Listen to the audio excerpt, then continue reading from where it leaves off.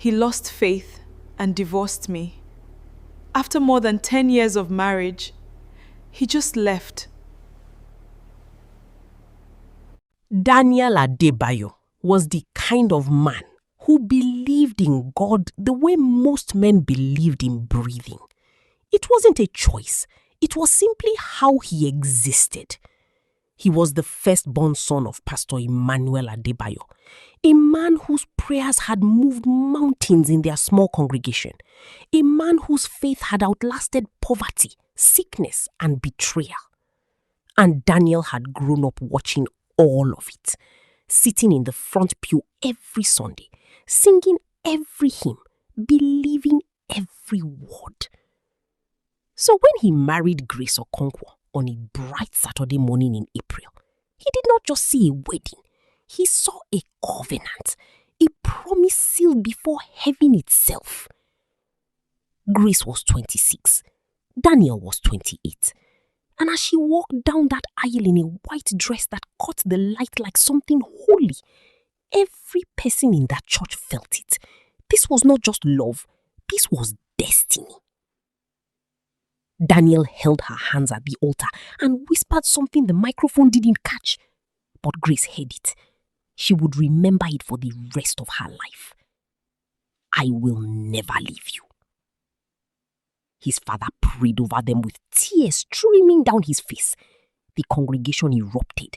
The choir sang. And somewhere in the back of that church, God was watching. Or so Daniel believed. The first year was everything they had imagined. A small apartment in Lagos, Grace's laughter filling every room, Daniel coming home from work to find dinner on the table and his wife humming worship songs in the kitchen. They were not rich, but they were full. They had decided together, no family planning, no waiting. They wanted children quickly. Daniel wanted a son to carry his father's legacy. Grace wanted a daughter first, someone to dress up, someone to whisper secrets to. They laughed about it in bed at night, making plans, picking names. Daniel liked the name Caleb, strong, faithful, a man who followed God completely. Grace preferred Esther, a girl chosen for purpose. Month after month they tried. And month after month, Grace would sit in the bathroom staring at a test and walk out with a quiet smile that meant not yet. But they were not worried, not yet. They were young, they had faith, they had each other. And Daniel would hold his wife close in the darkness and pray the same prayer every night. Lord, in your time, we trust you. They did not know that God's silence had already begun. By the second year, the laughter had not disappeared, but it had changed shape. Grace began tracking everything. Calendars marked with careful notes, temperature charts, ovulation windows. What had once been intimate and spontaneous became something closer to a medical procedure. And neither of them said it out loud, but they both felt it. The invisible weight that had moved into their home without knocking. It was Grace who suggested the hospital first. Daniel resisted. Not because he didn't care, but because to him, walking into a fertility clinic felt like a confession of doubt. Like he was telling God he didn't believe the promise would come. But Grace held his hand and said quietly, "Faith without action is dead, Daniel." He had no answer for that. She was quoting his own father's sermons back at him. The first doctor was kind. Tests were run. Results came back. Grace was healthy. Her body showed no obvious reason for the delay. Daniel's results came back with a small concern. Nothing definitive, the doctor said. Something that could resolve itself. Something to monitor. Daniel sat in that office and nodded calmly. He shook the doctor's hand. He held the door open for Grace on the way out. And in the car, He gripped the steering wheel and stared straight ahead for a long time before starting the engine. Grace reached over and touched his hand. He did not pull away, but he did not speak either. Years 3 and 4 belonged to God, or at least they belonged to the pursuit of God. Daniel threw himself into faith with the kind of intensity that frightened even those who loved him. Every revival, every prayer mountain, every fasting season, he was there. He dragged Grace along to prophet after prophet, apostle after apostle. Men and women of God who laid hands on them and declared breakthroughs, who spoke of wombs opening like rivers, who collected offerings and promised that this year would be different. Grace went along, not because she fully believed every word spoken over her, but because she loved her husband. And she could see what this was doing to him. It was the only thing keeping him upright. Pastor Emmanuel, Daniel's father, prayed over them every Sunday. He never said anything unkind. He never pointed fingers. But Daniel could see it in his father's eyes sometimes, a question he was too gracious to ask out loud. The church noticed too. Well-meaning women would pull Grace aside after service. Have you tried this herb? My sister had the same problem. She went to this doctor in Abuja. You need to pray more specifically, my dear. Grace smiled through all of it. She was becoming an expert at smiling through things. At home, in private, she sometimes sat by the window at night when Daniel was asleep and let herself cry the tears she never showed anyone. Not sad tears exactly, more like tired tears. The kind that come when you have been strong for so long, your body simply needs to release something. She never stopped loving Daniel, not once. But she had begun to understand something that Daniel had not yet accepted. Some prayers echo. By year 5, the cracks were no longer invisible. Daniel had changed. Not all at once, but in the slow, terrible way that grief changes a person when they refuse to call it grief. He became quieter, more rigid. The warmth that had once made him easy to love had hardened into something else, a kind of cold determination that had no room for softness. He stopped asking Grace how she was feeling. Not intentionally, but because somewhere in his mind, her feelings had become secondary to the mission, the child, the promise, the thing that had to come. Grace tried to reach him. She planned evenings, cooking his favorite meals, sitting beside him, trying to find the man she had married somewhere underneath the armor he now wore constantly. Sometimes she found glimpses. A laugh that reminded her of their first year. A moment in church where he reached for her hand without thinking. But those moments were getting rarer. And the arguments were getting louder. You're obsessed, Daniel. I'm believing God. There's a difference.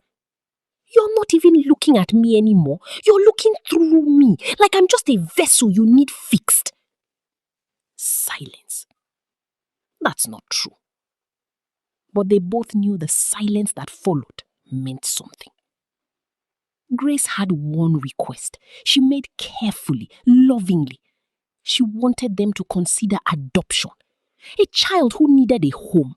A different kind of answered prayer. Daniel looked at her for a long moment.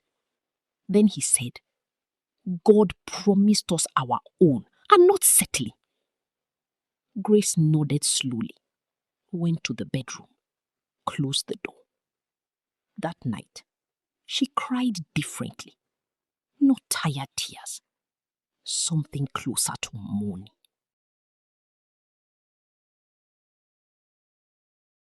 Year 6 brought the families. Daniel's mother arrived from the village for a 2-week visit and somehow stayed for 2 months. She was not a cruel woman, but she was a traditional woman. And traditional women in her world had very particular ideas about what a wife's primary purpose was. She never confronted Grace directly. It was always sideways, comments over dinner, sighs at the right moment. When I was your age, I already had 3 children. Stories told about other women in the family, how they had struggled and then been blessed, how some had not been so lucky. Grace endured it all with grace, which was, she had long since realized, both her name and her prison. Daniel said nothing to his mother, and that silence was its own kind of answer. His friends began to whisper, men he had grown up with, men from church. Some of them joking, the cruel, careless jokes that men make when they do not understand the weight of their words. Your quiver is still empty, brother, said with a laugh, with a slap on the back. Daniel laughed along and came home and poured that humiliation onto Grace in ways he could not even name. He was not a violent man. He never raised his hand. But words do not have to be fists to break something. Grace had become in his mind the explanation for his shame, the reason his faith looked weak, the evidence that something had gone wrong in his life. And she could feel it every day in the way he looked at her, in what he no longer said. She had stopped crying by now. She had moved past tears into something quieter and more permanent. She was waiting, though she did not yet know what she was waiting for.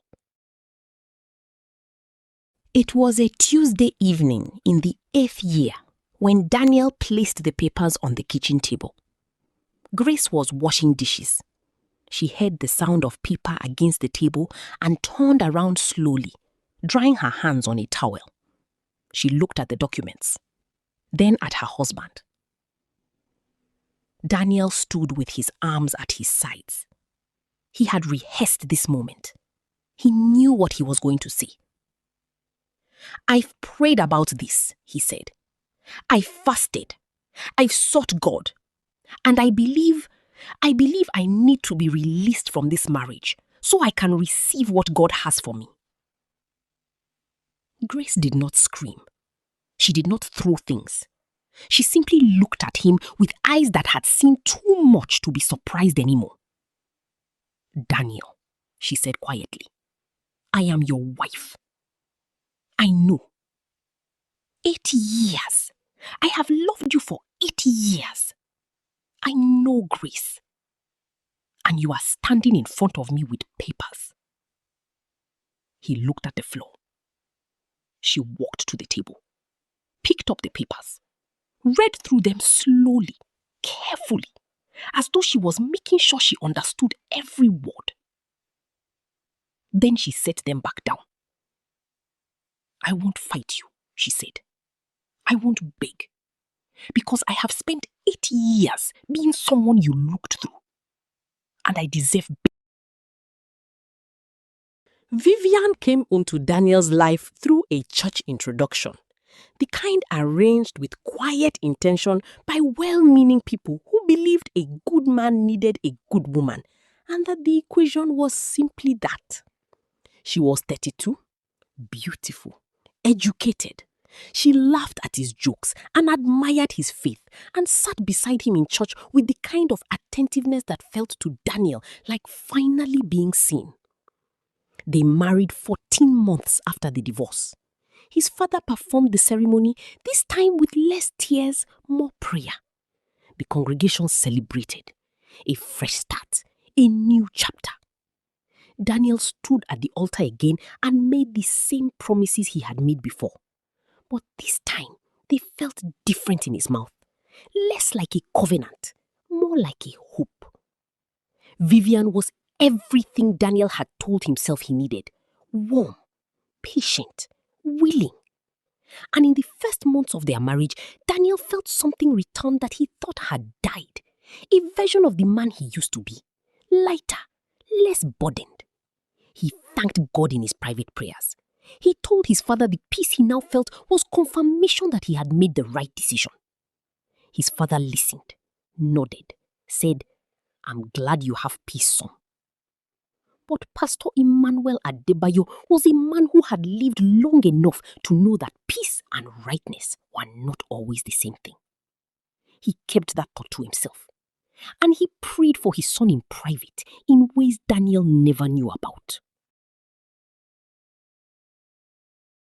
It was at a shopping mall in Lagos. One of those ordinary Saturdays that becomes extraordinary against your will. Daniel was walking beside Vivian, carrying bags, half listening to something she was saying about curtains, when he saw her. Grace. She was standing near a children's clothing store, and she was glowing. The kind of glow that has nothing to do with makeup or lighting. The kind that comes from somewhere deeper. She was heavily pregnant. Beside her stood a man, tall, calm, attentive. Her hand rested in his ears naturally, without effort.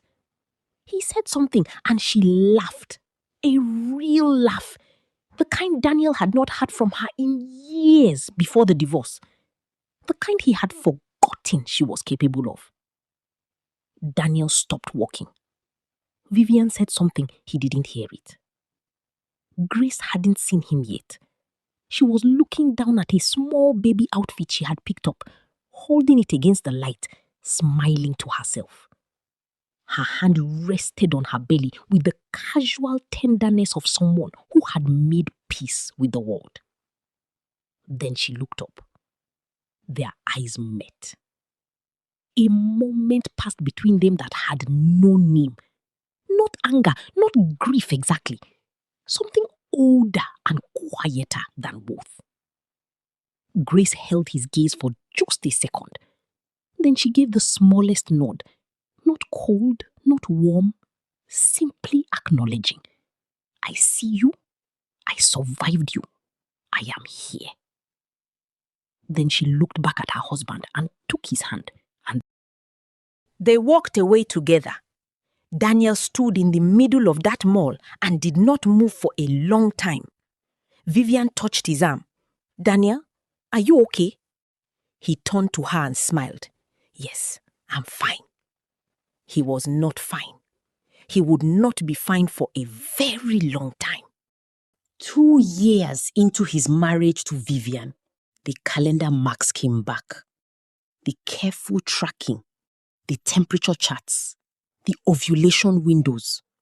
Daniel recognized all of it because he had lived it before.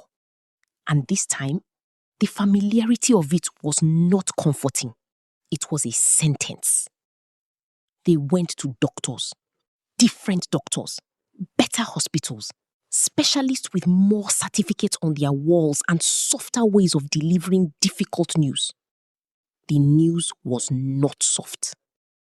Vivian had a condition, present from birth, the doctor explained. Something that had never shown symptoms. Something she had not known about. Something that made conception unlikely, perhaps impossible. Daniel sat in the doctor's office and heard the words and felt nothing. A flat, terrible nothing. As though his body had already prepared for this. As though some part of him had known. He held Vivian's hand in the car on the way home. She was crying. He was dry-eyed. She looked at him and said, I'm sorry, Daniel. It came 3 months later, on a Sunday morning. Daniel had not been to church in weeks. He had not opened his Bible. He had not prayed, not properly, not the way he used to. When he tried, the words felt like they were bouncing off the ceiling and falling back to the floor. That Sunday morning, he found himself in his car, dressed for church out of habit, parked outside the building. The congregation was inside. He could hear the worship through the walls. He sat in that car for 45 minutes. He thought about the boy who used to sit in the front pew, the boy who believed without reservation, who watched his father pray with the certainty of a man who knew God personally, who stood at an altar twice and meant every word. He thought about Grace, about the way she had looked in that mall, full full of life, full of peace, full of the very thing he had divorced her for not having. He thought about Vivian. Innocent, blameless Vivian, who had done nothing wrong except become his wife. He thought about 10 years of prayers, fasting, prophet after prophet, mountain after mountain. And he thought about what he had done. Not what God had done or failed to do, but what he had done. The choice he had made. The papers on the kitchen table. Grace's voice. I deserve better than that. He pressed his forehead against the steering wheel. And Daniel Adebayo, the pastor's son, the faithful man, the man who had believed without breathing, wept.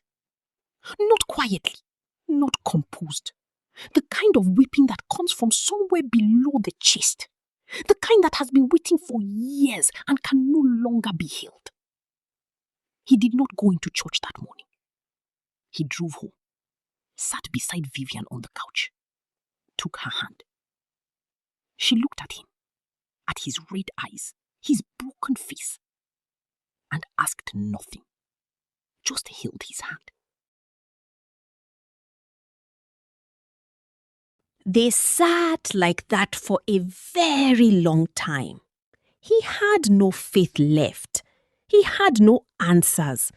He had only this, a woman beside him who had done nothing wrong, and the wreckage of his own certainty surrounding him on all sides.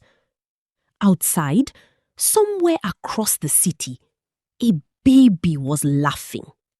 He did not know whose it was, but he knew. He knew. There is a particular kind of man the church does not have language for. Not the sinner who never believed, not the prodigal who returned, but the man who believed completely, who served faithfully, who prayed without ceasing, and still lost everything that mattered. Daniel Adebayo was that man. He did not stop loving Vivian. That, at least, was real. Perhaps the realest thing left.